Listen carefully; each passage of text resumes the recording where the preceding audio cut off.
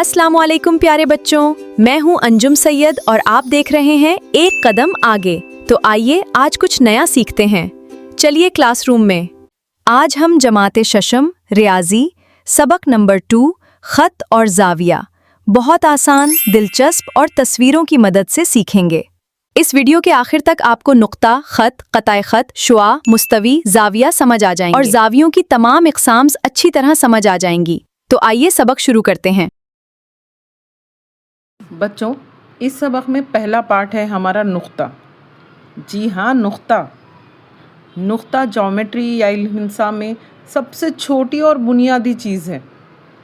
नुक्ते के बारे में अगर आपको ख़ास चीज़ बताऊं तो नुक्ते की कोई लंबाई नहीं होती, ना ही चौड़ाई होती है और ना ही मोटाई होती है।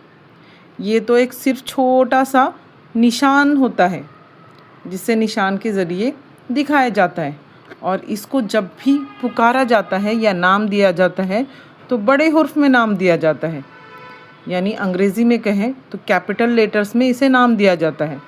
जैसे नुक्ता ए कैपिटल में, नुक्ता बी, नुक्ता सी, नुक्ता डी, नुक्ता जी, जो भी आप उसे नाम देना चाहें, जब भी उसे उसके नुक्ते का नाम लिखा जाता है तो वो कैपिटल में लिखा जाता है। ये याद रखें, हमेशा याद रखें कि नुक्ते को हमेशा बड़े हुर्फ से ज़ाहिर किया जाता है।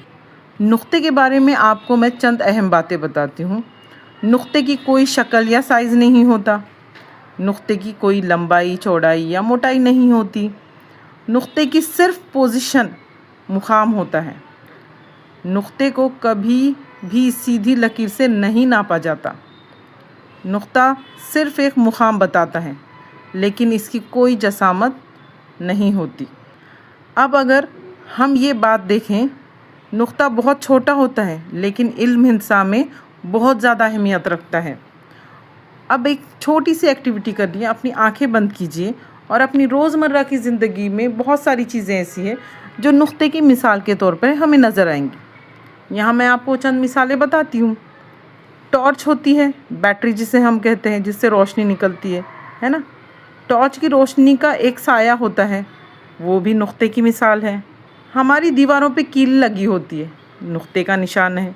अगर मैं पेन उठाऊं और पेन की टिप कागज़ पे रख दूं तो एक छोटा सा हल्का बारीक सा निशान बन जाएगा, वो भी नुक्ते का निशान है। किसी कागज़ पर किसी चीज़ का अगर नक्शा बना हुआ है, मिसाल के तौर पर लीजिए महाराष्ट्र का नक्शा बना हुआ है या इंडिया का नक्शा बना हुआ है और उसमें मुंबई शहर हमें ढूंढना है, तो वहाँ पे मुंबई शहर पर एक नुक्ता बना हुआ होगा, पॉइंट बना होगा, वो नुक्ते का निशान है। आसमान में टिमटिमाते तारे कितने खूबसूरत नज़र आते हैं, है ना, वो भी नुक्ते का निशान है। अब जब मैं ब्लैक बोर्ड पर कुछ लिखती हूँ तो जैसे ही मैं चॉकपीस ब्लैक बोर्ड पर टच करती हूँ तो वहाँ एक हल्का सा निशान बन जाता है, वो भी नुक्ते का निशान है। तो बच्चों, आज आपने सीखा कि नुक्ता या पॉइंट किसे कहते हैं। हमारे अगले पॉइंट की तरफ हम चलते हैं। आइए तो हम खत के बारे में जानते हैं। खत क्या होता है? एक सीधा लामहदूद रास्ता जो दोनों तरफ फैला हुआ हो, जो कहीं भी मुड़ नहीं रहा हो, वो कहलाता है खत। खत कभी खत्म नहीं होता बच्चों।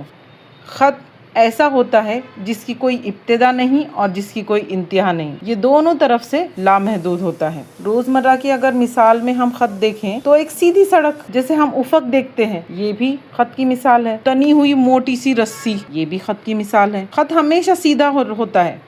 ये याद रखने वाली बात है कि खत कभी मुड़ता नहीं। खत को दोनों तरफ लामहदूद तक बढ़ा सकते हैं। खत पर सीधे लामुंतही तादाद में नुक्ते होते हैं। अब मैं आपको खत बनाने का एक छोटा सा तरीका बताऊंगी, बस आपने उसको अपनी बयाज में करना है। एक साफ पट्टी लेनी है, पेंसिल से उस पट्टी के साथ एक लकीर खींचे, दोनों तरफ उस लकीर के तीर का निशान बना दे। हो गया हमारा खत तैयार। तो मुझे लगता है आपको खत भी समझ में आ चुका है ना। तो चलिए अगले मरहले की तरफ चलते हैं। बच्चों, हमारा अगला मरहला है शुआ। शुआ एक ऐसी खत की तरह होती है जो सीधी होती है मगर सिर्फ एक तरफ से लामहदूद होती है, यानी एक जगह से शुरू होती है तो उसके रुकने का कोई ठिकाना नहीं होता, वो बढ़ती जाती है, उसको शुआ कहते हैं। जब किसी खत की एक इब्तिदा हो और वो सिर्फ एक तरफ लामहदूद हो तो उसे शुआ कहते हैं। आसान है ना। इस चार्ट में आपको शुआ की शक्ल दिखाई गई है, नुक्ता ए और नुक्ता बी। देखिए नुक्ता ए जो है जहाँ से शुरुआत हो रही है ना, और बी की सिमत में तीर का निशान लगा हुआ है, तो जहाँ पे तीर का निशान लगा हुआ है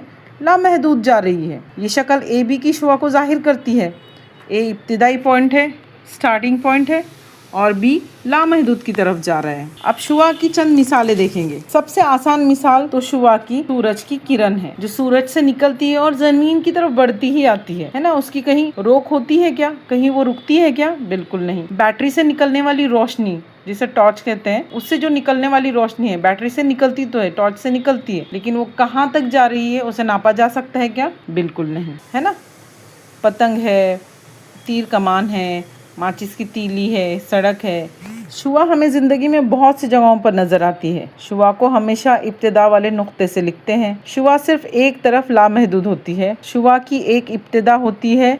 शुआ किसे कहते हैं या रे अंग्रेज़ी में जिसे कहते हैं, वो भी आप अच्छी तरह से समझ गए हैं। तो चलिए अगले पॉइंट की तरफ चलते हैं। अब आई है मुस्तवी की बारी। मुस्तवी यानी सरफेस, जो सतह चारों तरफ फैली हुई हो और जिसकी लंबाई और चौड़ाई हो लेकिन मोटाई ना हो।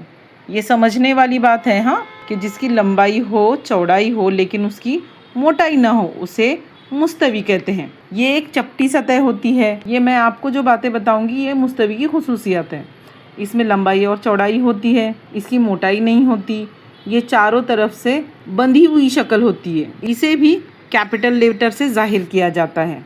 आपको रोज़मर्रा ज़िंदगी की मैं कुछ मिसालें बताती हूँ मुस्तवी की। जैसे टेबल की सतह है, सफ़ेद बोर्ड या ब्लैक बोर्ड हो, टाइल्स होती है ना घरों में जो लगी हुई होती है, हमारी फर्श, कागज़, ये भी सतह की मिसाल है। खेल का मैदान है। बच्चों, मुस्तवी एक चपटी सतह होती है जिसमें लंबाई और चौड़ाई होती है लेकिन मोटाई नहीं होती। यही मुस्तवी की सबसे अहम खुसूसियत और ख़ास बात है। बस हमें इसी बात को क्या करना है, याद रखना है। तो अब मुस्तवी भी अच्छी तरह से आप समझ चुके होंगे। तो हमारा नेक्स्ट टॉपिक है ख़ित्ते ख़त। जिस ख़त के दोनों सिरे मुतय्यन हों उसे ख़ित्ते ख़त कहते हैं। अगर किसी ख़त के दो नुकात मुतय्यन हो यानी फ़िक्स हो, मुतय्यन यानी फ़िक्स लगे हुए हों, और इसके दरमियान का हिस्सा लिया जाए या नापा जाए तो उसे ख़ित्ते ख़त कहते हैं। ख़ित्ते ख़त के बारे में कुछ अहम बातें ये हैं कि ख़ित्ते ख़त के दो सिरे होते हैं। इसकी लंबाई मुकर्रर नहीं होती यानी फ़िक्स नहीं होती, और इसके सिरों को जब नाम दिया जाता है वो भी बड़े हुर्फ़ों में यानी कैपिटल हुर्फ़ों में नाम दिया जाता है। जैसे कागज़ पर आप एक ख़ित्ते ख़त खींचिए और उसके दोनों साइड में नुक्ते लगा दीजिए, नुक्ता ए और नुक्ता बी, उसका नाम दीजिए। ये शक्ल ए बी एक ख़ित्ते ख़त बन जाएगी। ए और बी इसके दो सिरे बन जाएंगे, जिसे हम एंड पॉइंट भी कह सकते हैं। ख़ित्ते ख़त को दोनों तरफ लामहदूद नहीं बढ़ाया जा सकता। ये याद रखने वाली बात है कि इसको हम हद से ज़्यादा बढ़ा सकते हैं क्या? नहीं।